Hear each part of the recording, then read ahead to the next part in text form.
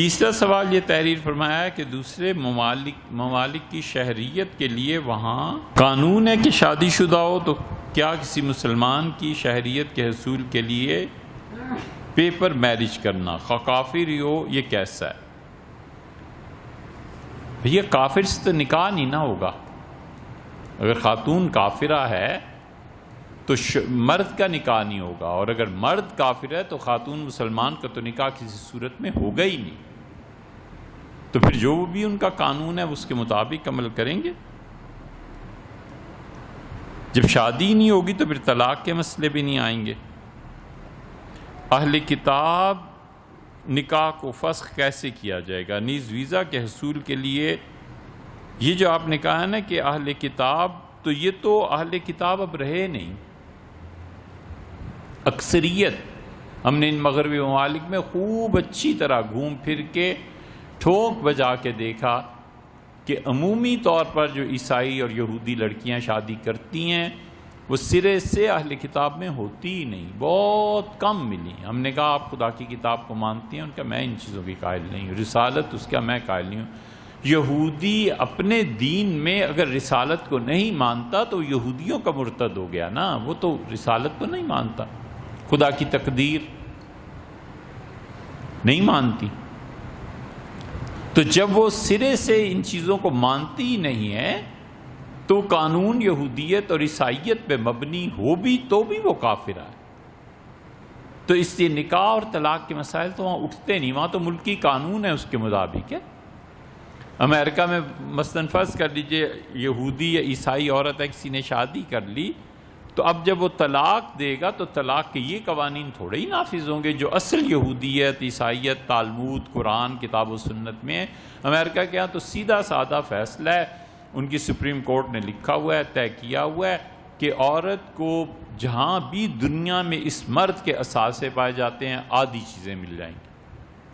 اور امریکنز نے لکھا ہے کہ اس وقت پوری دنیا میں ہمارا قانون نافذ ہے کہ ہماری شہریت کی کسی لڑکی کو جب طلاق ہوگی تو اس شخص کے اثاثے دنیا بھر میں جہاں کہیں پائے جاتے ہیں 50% بیوی کے ہو جائیں گے۔ پاکستانی لڑکا امریکن لڑکی کو طلاق تھوڑا ہی دے سکتا ہے، پیچھے اس کے 4 مربے، 2 مربے اس کی بیوی کے نام ہو جائیں گے۔ وہ کیسے کریں گے؟ وہ اپنے قانون کو نافذ کرنا جانتے ہیں۔ پھر تحریر فرمایا ہے کہ ویزا حاصل کرنے کے لیے مختلف کام، اس پہ سر سید کی ایک بات سنا دیتے ہیں، امید ہے انشاءاللہ آسان ہو جائے گا۔ سر سید کے زمانے میں غالباً آگرہ میں یا دلی میں ایک آدمی کو نوکری مل گئی۔ وہ وقت ایسا تھا کہ مسلمانوں کو سرکاری محکموں میں کہاں نوکریاں ملتی تھی،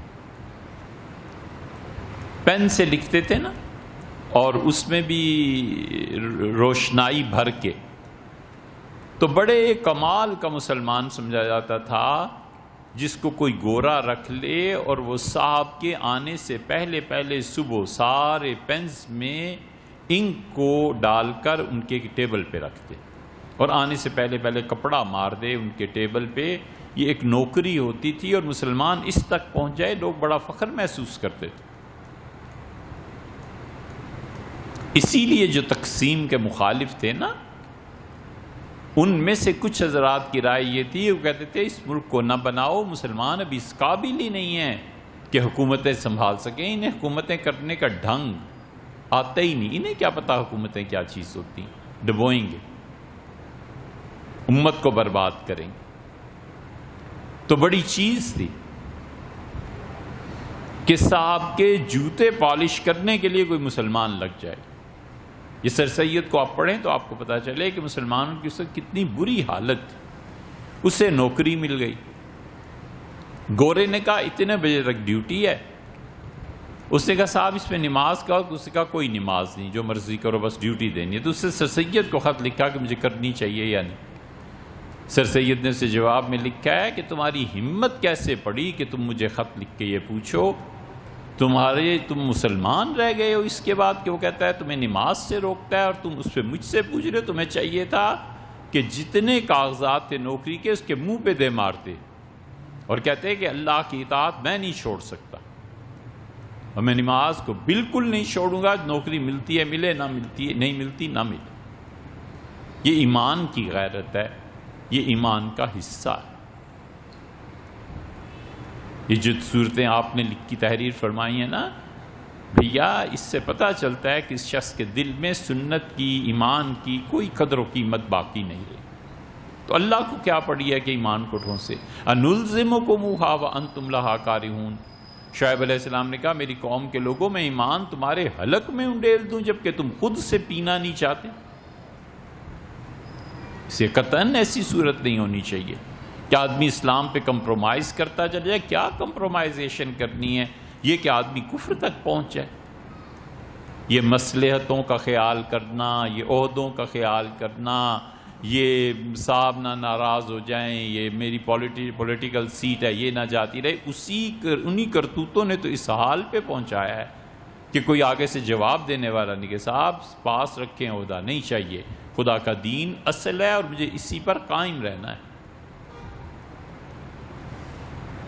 ایک واقعہ پہلے بھی شاید سنایا تھا لیکن مختصراً اسے عرض کرتے ہیں۔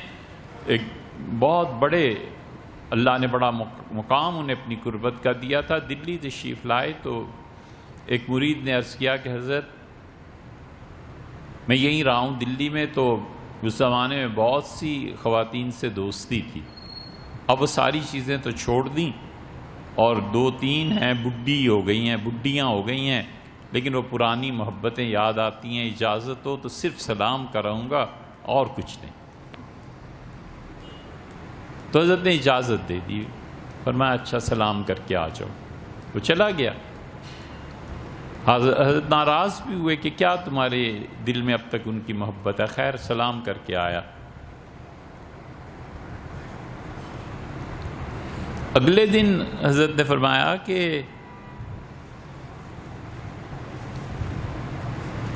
یہ جو تمہاری سہیلیاں ہیں ان سے پوچھو کھانا کھلا دیں گی ہمیں ایک وقت کا اگر ہم ان کے ہاں جائیں۔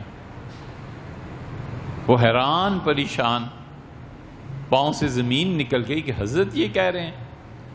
اس کا حضرت وہ تو 100 جان سے آپ کی عاشق، کھانا آپ کیا فرماتے ہیں؟